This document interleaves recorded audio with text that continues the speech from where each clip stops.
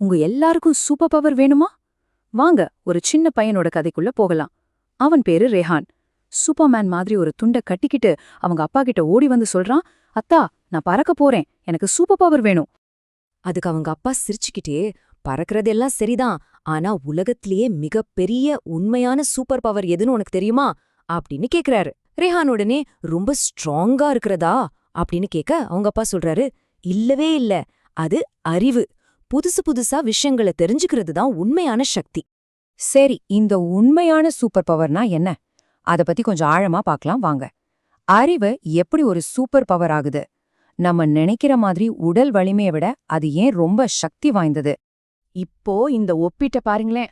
உடல் வலிமைங்கிறது ஒரு குறிப்பிட்ட காலத்துக்கு மட்டும்தான் இருக்கும். வயசாக ஆக அது குறைஞ்சிடும். ஆனா அறிவு அப்படி இல்ல. அது ஒரு பொக்கிஷம் மாதிரி. நீங்க கத்துக்க கத்துக்க அது வளர்ந்துகிட்டே போகும். யாராலையும் திருட முடியாத, காலத்தால அழிக்க முடியாத ஒரு சக்தி அது. அப்போ இந்த சூப்பர் பவரை அடையறதுக்கு ஒரு சாவி வேணும் இல்லையா? அந்த அப்பா தன் மகனுக்கு அந்த சாவிய ஒரு சிறப்பு பிரார்த்தனைய சொல்லிக் கொடுக்கறாரு.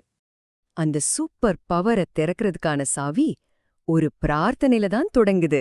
அப்பா மகனுக்கு முதல் வார்த்தைய கத்துக் கொடுக்கறார். அவர் சொல்றார், ரப்பி. மகனும் ரொம்ப ஆர்வமா திரும்ப சொல்றான், ரப்பி. ஆமா, இதுதான் முதல் படி. நம்மள படைச்ச இறைவன்கிட்ட கேக்குறது. பிரார்த்தனையோட அடுத்த பகுதி வருது. அப்பா மென்மையா சொல்றார், ஜித்னி. மகனும் அதே சொல்றான், ஜித்னி. இதோட அர்த்தம் எனக்கு அதிகப்படுத்து.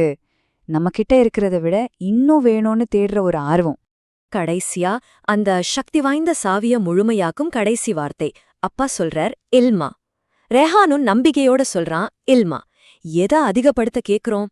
பணத்தையா, புகழையா, இல்ல அறிவு?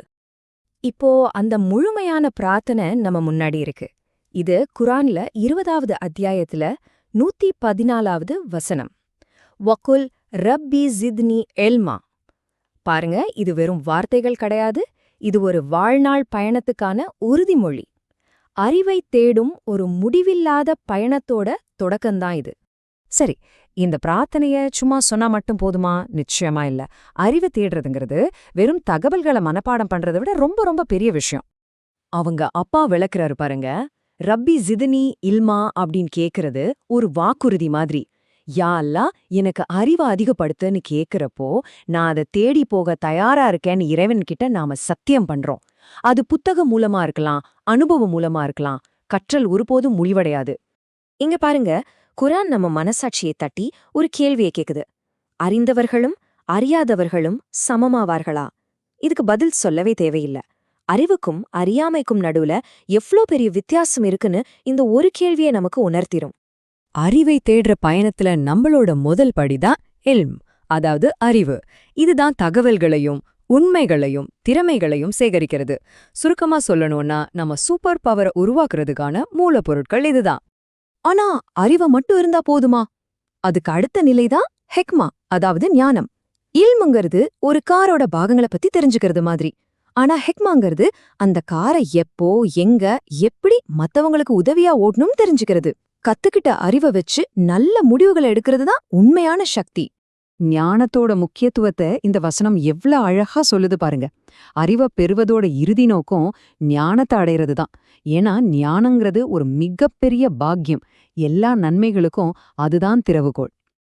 ஆக அறிவை தேடுறதுங்கிறது ஒரு பரீட்சையோடையோ அல்லது ஒரு டிகிரியோட முடியிற விஷயம் இல்ல. இது ஒரு முடிவே இல்லாத ரொம்ப சக்தி வாய்ந்த ஒரு பயணம். யோசிச்சு பாருங்க, உங்க சூப்பர் பவரை ஒரு தடவை மட்டும் சார்ஜ் பண்ணா போதுமா? பத்தாது. அதை தொடர்ந்து சார்ஜ் பண்ணிக்கிட்டே இருக்கணும். எப்படின்னு கேக்குறீங்களா? வாழ்நாள் முழுக்க கத்துக்கிறது மூலமா தான். ஒவ்வொரு நாளும் ஒரு புது விஷயம், ஒரு புது திறமை. இதையெல்லாம் கேட்ட உடனே ரெஹான் ரொம்ப உற்சாகமாகி ஒரு புத்தகத்தை கையில எடுத்துக்கிட்டு சொல்றான், அப்ப நான் இப்பவே என் சூப்பர் பவரை சார்ஜ் பண்றேன். இதுக்கு பேர் தான் உண்மையான வளர்ச்சி மனப்பான்மை. என்னால கத்துக்க முடியும், நான் வளருவேன் அப்படிங்கிற அசைக்க முடியாத நம்பிக்கை. இந்த கதை ரெஹானோட முடியல. இப்போ கேள்வி உங்ககிட்ட தான் வருது. உங்க உண்மையான சூப்பர் பவர் அறிவு தான். அந்த சக்தியை சார்ஜ் செய்ய, அதை வளர்த்துக்க இன்னைக்கு நீங்க என்ன புது விஷயத்த கத்துக்க போறீங்க? யோசிங்க.